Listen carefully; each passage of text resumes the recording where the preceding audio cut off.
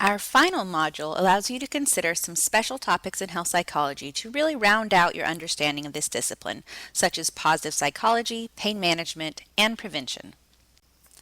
I hope you will think about the topics we have studied previously as you go through the final part of this course. As always, I hope you consider how these topics are personally relevant to your own health and your career aspirations. As a doctor, nurse, physical therapist, or athletic trainer, how would these topics directly or indirectly impact your clients? For the first week, you will be considering topics related to positive psychology, such as resilience. You have a portion of Chapter 6 to read, a health profile, and a quiz. I've also provided a great TED Talk from a prominent researcher in positive psychology, Martin Seligman, and a recent article that was published in The New Yorker that outlines research in resilience. For your health profile, you will need to take 2 tests from Martin Seligman's website and discuss how they help you understand your approach to life from a positive psychology perspective. Be sure to utilize information from 2 sources, such as the textbook, New Yorker article, and/or Seligman's lecture in your write-up. For your second topic in this module, I'm excited to provide you some insight from an expert on pain that works here in our community. You first heard from Barbara Bruce when I provided you the interviews of health psychologists back in Module 1. Dr. Bruce works at Mayo Clinic and was specifically recruited to develop a pain clinic here in Jacksonville. She has provided us a mini lecture and some videos that she recommends to help you think more about pain management. Use these learning materials and Chapter 14 to complete your quiz and health profile. Your health profile is a journal entry, so you won't need to complete a peer post for this topic. Finally, I've saved what I consider to be a very important topic for last. Everyone has heard the quote by Benjamin Franklin, "An ounce of prevention is worth a pound of cure." To finish out the semester, I'm providing you an article called "No More Rock Scrubbing" to help you consider the role of prevention in society. Along with what is provided in your textbook on prevention, this will allow you to really consider what we, as society and individuals, can do to prevent major health complications. Prevention is key. It can save lives and billions of dollars.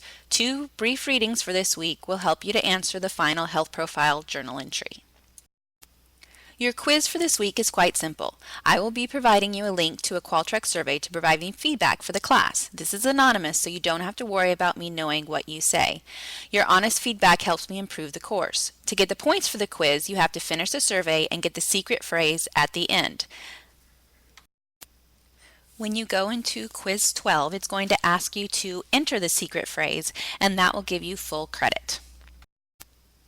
Your learning objectives are similar for these final 3 topics. First, you need to recognize and explain key terminology relevant to the topics. And second, you need to interpret and apply literature relevant to the topic in light of the biopsychosocial model.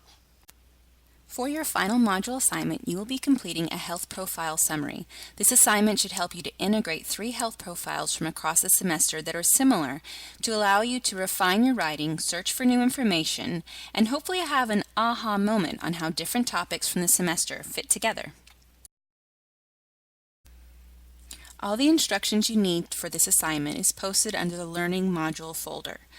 The document enclosed provides step-by-step instructions. Please follow along carefully and use the rubric to be sure you get full credit. You are to the point of the semester where you need to figure out what your grade should be, and for some of you this will be a pleasant surprise that might indicate you don't need to finish a quiz or health profile, depending on how many points you have to date. I provided a document in the Home tab under our syllabus to help you calculate your grade. You need to add up your quizzes, health profiles, and module assignments to estimate where you will fall by the end of the semester. Please notice that I only count 50 points each for the quiz and health profile categories. So if you add all of yours up and you're above 50, this means 2 things. First, it means you don't need to complete any more assignments of that category. Second, it means you will only be able to count 50 points, even if you went over across the semester. Here's an example of how things might end up. This student would need to subtract 8 points from their total score to figure out their final grade because they went over by 5 points in quizzes and 3 points in health profiles. Compare the final number you get with a chart in my syllabus to see what your final grade is.